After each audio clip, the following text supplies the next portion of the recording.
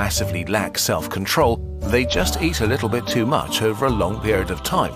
Just a small excess, like the equivalent of half a Snickers over your maintenance calories per day, compounds to almost 5 kilograms or 10 pounds of fat after a year.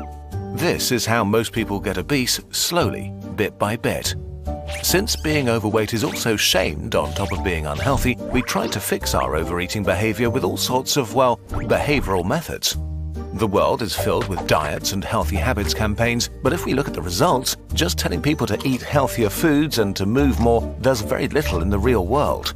Most people gain back most weight they lose during a diet within a year or two, and often gain more afterwards. Often through little fault of their own, because once you do lose weight, your body's also working against you by trying to bring you back to the fat baseline it was used to. Really, the only reliable way to do it is a lifestyle change, not a break from calorie-dense food, but a lifestyle where you eat it only occasionally or not at all. Which is not just very hard, but also feels like saying no to some of the best things in life.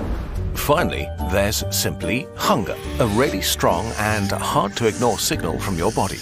How hungry you are is genetic, so just through bad luck, you may experience a lot of food noise and think about eating a lot. And to make things worse, in many people who get overweight or obese, their hunger signal becomes dysregulated. Not necessarily permanently, but even after losing weight, it can take a long time before your hunger adjusts downwards again. And this is exactly where GLP-1 drugs interact with our biology. Before we get there, let's fix something easier first: how we engage with the news every day. Our partner Ground News is a website and app built to help you think critically about the information you consume, a mission we fully support. They curate news articles from across the globe, adding context on political bias, reliability, ownership, and summaries that highlight what each side is leaving out. You can even compare headlines to see how bias shapes the narrative. The same weight loss drug story might be framed as a miracle by some outlets, while others warn about harmful trends. Ground News also reveals blind spots, stories that only one side is covering, showing you what your usual news feed is hiding. As information bubbles are becoming the norm, thinking critically about the news is no longer optional, and Ground News makes it easier to do just that.